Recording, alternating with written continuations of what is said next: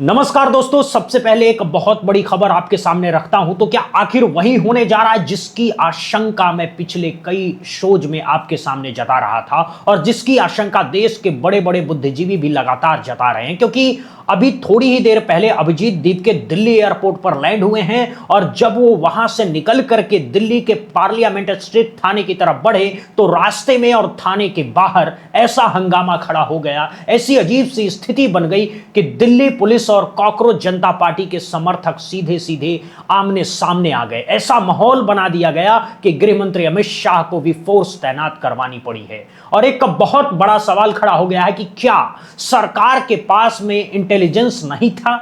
क्या खुफिया विभाग को अंदाजा नहीं था कि इतनी बड़ी भीड़ इकट्ठा हो सकती है? लेकिन इन तमाम बातों के बीच में, इन सारे हंगामों के बीच में अभिजीत दीपके को अपनी पहली बहुत बड़ी जीत भी मिल चुकी है। अब वो जीत क्या है और थाने पर हुआ क्या, ये पूरी कहानी मैं आपको एक एक करके विस्तार से बताने वाला हूं। बस आप अगले कुछ मिनट मेरे साथ बने रहिए क्योंकि यह खबर बेहद ही महत्वपूर्ण है और इसका असर देश की राजनीति पर बहुत गहरा पड़ने वाला है। चलिए शुरू करते हैं। देखिए दोस्तों, पिछले कई दिनों से मैं लगातार आपको पल पल की अपडेट दे रहा हूं कि कब क्या हो रहा है, लेकिन 6 जून ये एक ऐसी तारीख थी जिसका इंतजार सिर्फ पूरे देश को नहीं था बल्कि पूरी दुनिया की नजरें इसी एक दिन पर टिकी हुई थी। क्योंकि हर कोई जानना चाहता था कि अमेरिका से लौटने के बाद अभिजीत दीपके आखिर करेंगे क्या, सरकार उन्हें कैसे ट्रीट करेगी, क्या उन्हें प्रदर्शन करने दिया जाएगा या नहीं। और अब से बस थोड़ी देर पहले अभिजीत दीपके दिल्ली के इंदिरा गांधी इंटरनेशनल एयरपोर्ट पर लैंड हुए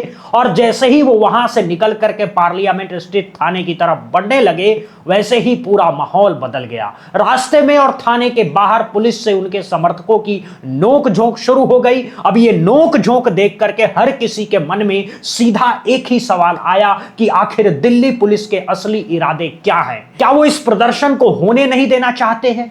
अब यहां एक बहुत जरूरी बात आपको बता दूं, अभिजीत दीपके ने पहले ही अपने सभी समर्थकों से बहुत साफ साफ अपील की थी कि कोई भी एयरपोर्ट पर ना आए, क्योंकि अगर वहां भीड़ इकट्ठा होती है तो आम लोगों के आने जाने में दिक्कत होगी और एयरपोर्ट जैसी संवेदनशील जगह पर अव्यवस्था फैल सकती है। इसीलिए उन्होंने सभी से अनुरोध किया था कि वो सीधे संसद मार्ग थाने पर ही पहुंचे और दीपके खुद भी एयरपोर्ट से सीधे संसद मार्ग थाने पर जा रहे थे। लेकिन जब वो थाने के पास पहुंचे तो वहां जो बवाल खड़ा हुआ उसने पूरे माहौल को ही गरमा दिया है। ऐसी अजीब स्थिति बन गई कि पुलिस फोर्स और समर्थक एक दूसरे के सामने डट गए और दोनों तरफ से तनाव बढ़ता हुआ चला गया। अब इस पूरे प्रकरण में एक और बहुत बड़ी बात यह है कि सोशल मीडिया पर इस वक्त तरह तरह की भ्रामक तस्वीरें वायरल हो रही है, चाहे वो दरबारी मीडिया के जरिए हो या फिर अलग अलग सोशल मीडिया प्लेटफॉर्म के जरिए। एआई के जरिए तैयार किए गई फेक तस्वीरें भी आपको दिखाई जा रही होंगी। इसीलिए आप हर एक चीज पर भरोसा मत कीजिए। असली तस्वीर तो यही है कि अभिजीत दीपके के अगल बगल, उनके पीछे हर तरफ पुलिस फोर्स तैनात कर दी गई है। अब सवाल यह है कि सरकार की असली मंशा क्या है? क्या वो उन्हें सिर्फ निगरानी में रखना चाहती है या फिर कुछ और प्लान चल रहा है? ये सब आपको आगे बताऊंगा। और इसी पूरे माहौल के बीच एक बहुत बड़ी चीज ये भी हुई है कि अभिजीत दीपके के समर्थकों की भारी भीड़ इकट्ठा हो गई है। हालांकि उन्होंने एयरपोर्ट पर ना आने की अपील की थी और सच भी यही है कि एयरपोर्ट पर बहुत ज्यादा लोग नहीं पहुंचे। समर्थकों ने अपने नेता की बात मानी, लेकिन दिल्ली के पार्लियामेंट स्ट्रीट थाने पर भीड़ का अंबार लग गया है, क्योंकि वहीं से उन्हें जंतर मंतर के लिए कूच करना था और वहां पर हालात सच में बहुत फट हो गए हैं।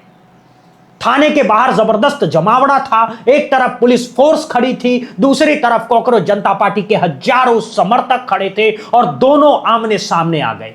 अब ऐसी खबर भी आ रही है कि गृह मंत्री अमित शाह को इस पूरे मामले में अतिरिक्त फोर्स तैनात करवानी पड़ रही है। अब यहां एक बहुत बड़ा सवाल खड़ा होता है दोस्तों, क्या अमित शाह को इस बात का अंदाजा ही नहीं था कि स्थिति इतनी बड़ी हो सकती है? क्योंकि उनके पास तो पूरा इंटेलिजेंस है, पूरा खुफिया विभाग है, सारी जानकारी सबसे पहले उन्हीं तक पहुंचती है, फिर भी हालत ऐसे क्यों बन गए? अब आपको असली कहानी बताता हूं कि बवाल हुआ क्यों। दरअसल हुआ यह कि पुलिस की तरफ से कहा गया कि साहब, जंतर मंतर पर प्रदर्शन की परमिशन नहीं मिलेगी, क्योंकि नियम के मुताबिक 7 दिन पहले परमिशन लेनी होती है और कॉकरोच जनता पार्टी ने पहले से कोई एप्लीकेशन नहीं दी है। बस इसी एक बात पर अभिजीत दीपके के समर्थक उग्र हो गए, क्योंकि उनका कहना था कि यह कोई हिंसक प्रदर्शन नहीं है, यह पूरी तरह शांतिपूर्ण प्रदर्शन है, यह देश की जनता के लिए है, देश के युवाओं के लिए है, नीट पेपर लीक के मामलों में शिक्षा मंत्री के इस्तीफा की मांग के लिए है। और अगर देश की लोकतांत्रिक व्यवस्था में संविधान के दायरे में रहकर भी एक शांतिपूर्ण प्रदर्शन की इजाजत नहीं मिलेगी तो फिर इसे क्या कहा जाए। यही वजह थी कि पुलिस और समर्थक आमने सामने आ गए। अब जरा सोचिए, एक देश जहां लोकतंत्र की दुहाई दी जाती है, वहां शांतिपूर्ण प्रदर्शन के लिए भी इतनी मशक्कत करनी पड़े, यह अपने आप में बहुत बड़ा सवाल है दोस्तों। लेकिन अब मैं आपको सबसे बड़ी अपडेट देता हूं। इस पूरी जद्दोजहद के बीच, इस पूरे हंगामे के बीच सरकार को आखिरकार झुकना पड़ा है, पुलिस को झुकना पड़ा है और कॉकरोच जनता पार्टी को जंतर मंतर पर प्रदर्शन की पूरी इजाजत दे दी गई है। यह अभिजीत दीपके की पहली बहुत बड़ी जीत है, उनकी पहली ऐतिहासिक जीत। जिस वक्त एक तरफ उनके समर्थक पुलिस से दो दो हाथ कर रहे थे, ठीक उसी वक्त इसी बीच में उन्हें जंतर मंतर पर प्रदर्शन की मंजूरी मिल गई है। अब इस पर अभिजीत दीपके की पहली प्रतिक्रिया भी सामने आई है। उन्होंने एक बार फिर अपनी पुरानी मांग दोहराई है कि शिक्षा मंत्री को तुरंत इस्तीफा देना चाहिए। उन्होंने कहा है कि 5 नहीं 6 छात्रों ने अब तक अपनी जीवन लीला समाप्त कर ली है।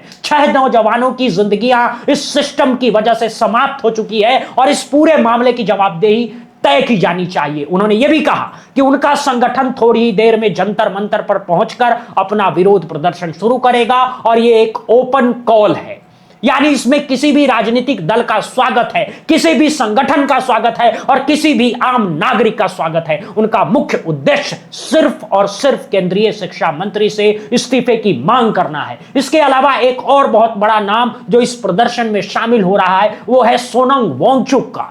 जी हां, मशहूर एक्टिविस्ट सोनम वांगचुक भी इस प्रदर्शन में पहुंच रहे हैं और जब उनके जैसे बड़े लोग किसी आंदोलन के साथ खड़े होते हैं तो उस आंदोलन की ताकत कई गुना बढ़ जाती है। लेकिन प्रदर्शन से पहले दिल्ली पुलिस पूरी तरह से अलर्ट मोड पर है। हजारों पुलिसकर्मियों को नई दिल्ली जिले में तैनात कर दिया गया है। चप्पे चप्पे को मानो छावनी की तरह तब्दील कर दिया गया है। ऐसा लग रहा है मानो भारत और पाकिस्तान की जंग होने वाली है। और यह माहौल सिर्फ जंतर मंतर तक सीमित नहीं है, खुद प्रधानमंत्री मोदी के घर के बाहर सुरक्षा बढ़ा दी गई है, गृह मंत्री अमित शाह के घर के बाहर सुरक्षा बढ़ा दी गई है और शिक्षा मंत्री धर्मेंद्र प्रधान के घर के बाहर भी सुरक्षा बढ़ा दी गई है। यानी सरकार को इस बात का पूरा अंदाजा है कि स्थिति किसी भी वक्त बेकाबू हो सकती है। इसी बीच वरिष्ठ अधिवक्ता और जाने माने सामाजिक कार्यकर्ता प्रशांत भूषण ने सोशल मीडिया पर एक बहुत जोरदार पोस्ट डाली है और इस पोस्ट में उन्होंने सरकार पर खूब निशाने साधे हैं। उन्होंने लिखा है कि देश इस वक्त एक ऐसी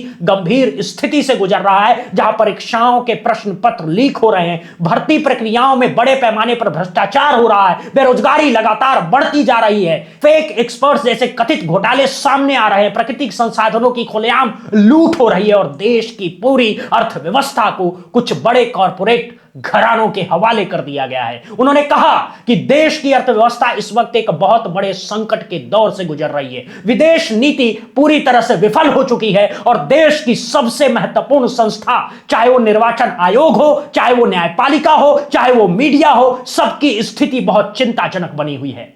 उन्होंने इस पूरी स्थिति को एक परफेक्ट स्टॉर्म बताया है, यानी एक ऐसा तूफान जिसमें कई चुनौतियां एक साथ टकरा रही है। और उन्होंने एक बहुत बड़ी बात कही है कि कॉकरोच जनता पार्टी इन्हीं हालातों का एक स्वाभाविक परिणाम है। ये कोई आसमान से नहीं टपकी है, ये उन्हीं हालातों की देन है जो पिछले कई सालों से बनते आ रहे थे और उनके मुताबिक इस आंदोलन में बहुत बड़ी संभावनाएं छिपी हुई है। ये खास तौर पर जेनजी का आंदोलन है, यानी कि युवा पीढ़ी का आंदोलन है और इसे समझदारी के साथ समर्थन देने की जरूरत है, इसे सही मार्गदर्शन देने की जरूरत है। अब वापस आते हैं असल मुद्दे पर। इन सब बातों के बीच पुलिस अभी भी कई जगहों पर समर्थकों को थाने तक पहुंचने नहीं दे रही है। कई जगहों पर पुलिस और समर्थकों के बीच बीच धक्का मुक्की भी हो रही है, लेकिन कॉकरोच जनता पार्टी के समर्थक पीछे हटने को तैयार नहीं है, क्योंकि वो सरफरोशी की तमन्ना लेकर के सड़कों पर निकले हैं। देश के युवाओं के भविष्य के लिए उनकी आवाज बन करके ये वही स्थिति है जिसकी आशंका सरकार को बहुत पहले से थी। ये वही स्थिति है जिसको लेकर के विपक्ष लगातार चिता रहा था, और ये वही स्थिति है जिसको लेकर के देश की 65 से 70% सेकुलर जनता पहले से कह रही थी कि सरकार गलत कर रही है, सरकार की जवाबदेही तय होनी चाहिए। और दोस्तों, अब आप यह भी देखिए कि अभिजीत देव के इस पूरे आंदोलन को कितनी जिम्मेदारी से लीड कर रहे हैं। उन्होंने एक वीडियो जारी करके अपने सारे समर्थकों से अपील की थी कि कोई भी एयरपोर्ट पर ना आए। Hello everyone, I have an important message for you all. मैं देख रहा हूँ बहुत सारे लोग एयरपोर्ट के लिए आने को तैयार है, और मुझे नहीं लगा था कि इतना बड़ा रिस्पॉन्स आएगा, इतना ज्यादा रिस्पॉन्स आएगा। तो अभी मैं आप सबसे रिक्वेस्ट करता हूँ कि प्लीज सभी लोग एयरपोर्ट ना आए, क्योंकि हम नहीं चाहते कि हमारे वजह से किसी को कोई डिफिकल्टी हो, किसी को कोई प्रॉब्लम हो। We don't want to create any kind of inconvenience to people और टू द सिक्योरिटी फोर्सेस। तो मैं सब आप लोगों से अपील करता हूँ कि मैं एयरपोर्ट से पार्लियामेंट स्ट्रीट पुलिस स्टेशन जाऊंगा, तो तब तक आप सभी लोग पार्लियामेंट स्ट्रीट पुलिस स्टेशन ही आइए, एयरपोर्ट पर मत आइए, because we don't want to create any kind of problem to the people. तो हमें इस चीज का भी ध्यान रखना है कि हमारी वजह से किसी को दिक्कत नहीं होनी चाहिए, एयरपोर्ट पर कहीं से भी किसी को दिक्कत नहीं होनी चाहिए, इसलिए हमें वहां भीड़ करने की जरूरत नहीं है। मैं खुद एयरपोर्ट से पार्लियामेंट स्ट्रीट पुलिस स्टेशन आऊंगा, और फिर आप लोग भी वहीं पर आइए, और फिर हम वहां से परमिशन लेकर जंतर मंतर पर अपना प्रोटेस्ट एकदम शांतिपूर्ण और एकदम कॉन्स्टिट्यूशन के अकॉर्डिंग ही करेंगे। सो प्लीज आप सब इस चीज का जरूर ध्यान रखिए, और याद रहे, we have to be very careful, we have to be very responsible, we are law abiding citizens, और हमें कहीं से भी कोई भी लॉ के अगेंस्ट जाकर कोई काम नहीं करना है। ये लोगों को बस एक ही चांस चाहिए हमारी मूवमेंट को डिसमिस करने का, डिफेम करने का, जो हमें नहीं देना है। So again I would like to repeat, don't come at the airport, come at the parliament street police station, जहां मैं खुद जाऊंगा। उसके बाद हम लोग परमिशन लेकर जंतर मंतर पर प्रोटेस्ट शुरू करेंगे हमारा एकदम शांतिपूर्ण तरीके से। So yeah looking forward to meet you all, और let's not create any kind of problem to anybody, because this is our country and we have to ensure that we act responsibly and carefully. ये जो अंदाज है, ये जो जिम्मेदारी का भाव है, ये अपने आप में बताता है कि यह आंदोलन कितनी गंभीरता से चलाया जा रहा है। इसी बीच एक और चीज हो रही है, बीजेपी समर्थक संस्थाएं इस प्रदर्शन को रोकने के लिए हाई कोर्ट तक पहुंच गई थी। उनकी मांग थी कि इस प्रदर्शन की इजाजत ही नहीं दी जानी चाहिए, लेकिन तमाम कोशिशों के बावजूद अभिजीत दीपके को उनकी पहली जीत मिल चुकी है। जंतर मंतर पर प्रदर्शन की इजाजत मिल चुकी है। हालांकि थाने पर इस वक्त भयंकर बवाल अभी भी जारी है, स्थिति बहुत तनावपूर्ण है, और हम पल पल की अपडेट आप तक पहुंचाते रहेंगे।